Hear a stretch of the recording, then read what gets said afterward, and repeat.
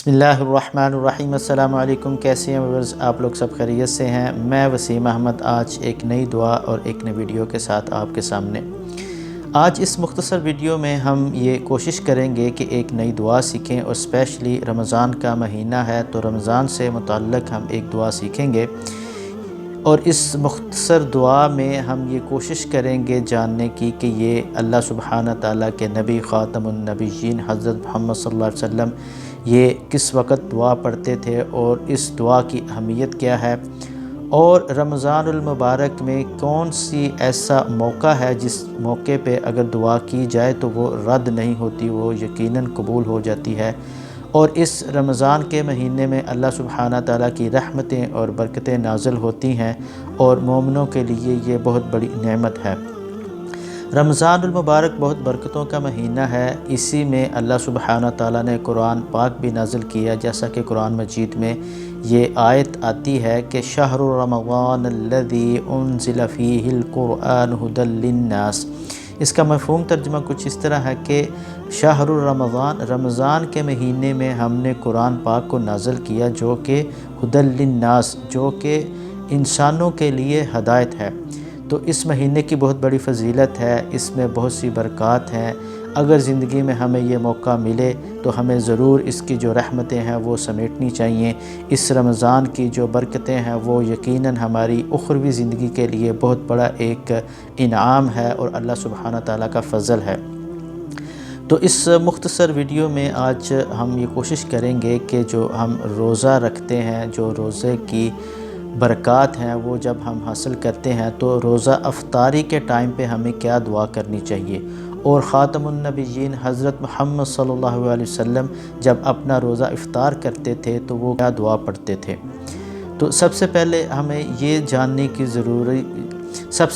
ये जानते हैं कि जो रमज़ान के महीने में अफ्तारी का टाइम होता है वो बहुत बड़ी फ़जीलत का हामिल है। उसमें बहुत सी रहमतें नाज़िल होती हैं, और ये नबी पाक सल्लल्लाहु अलैहि वसल्लम की एक हदीस है कि जिसके मुताबिक जो अफ्तारी का टाइम होता है, जब हम रोज़ा अफ्तार करने लगते हैं तो उस वक़्त जो दुआ की जाती है वो अल्लाह सुब्हानहू तआला उसको रद्द नहीं करते, उसको ज़रूर कबूल करते हैं।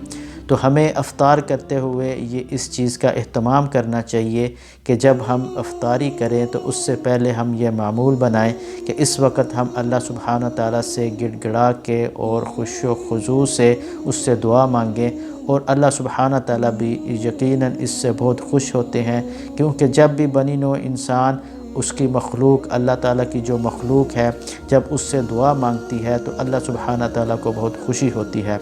यकीनन ये बनी नौ इंसान के लिए भी बहुत बड़ी रहमत और फ़जीलत है कि उसका जो मालिक है रब्बुल आलमीन है वो इस चीज़ पे खुश होता है कि उससे मांगा जाए, उससे दुआ की जाए, उससे ताल्लुक़ कायम किया जाए।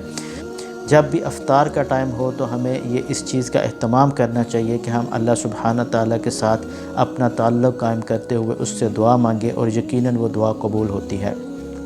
तो नबी पाक सल्लल्लाहु अलैहि वसल्लम का ये मामूल था कि जब वो अफ्तार के टाइम पे बैठते थे तो वो ज़रूर जो है दुआएं करते थे।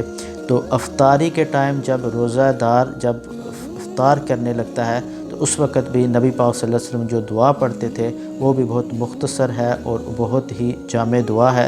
ये मुख्तसर दुआ हमें ज़रूर याद करनी चाहिए, और इसकी जो नेमतें और बरकतें हैं वो हमें यकीनन हासिल होंगी।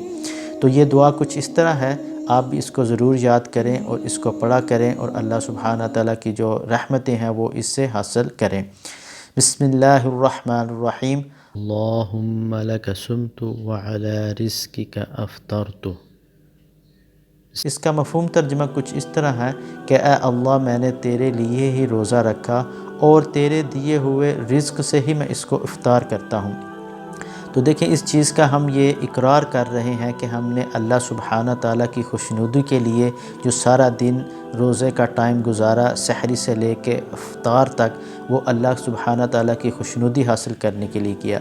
फिर हम ये भी इकरार करते हैं कि या अल्लाह, जो तेरा रिज़्क़ दिया हुआ है उसी से मैं इसको इफ़्तार कर रहा हूँ। तो ये भी अल्लाह सुब्हानहू तआला को बहुत महबूब है कि हम उसके सामने ये इकरार करते हैं, अपनी इन चीज़ों का हम एहतमाम भी करते हैं कि हम अल्लाह सुब्हानहू तआला के दिए हुए रिज़्क़ से ही इसको इफ़्तार कर रहे हैं।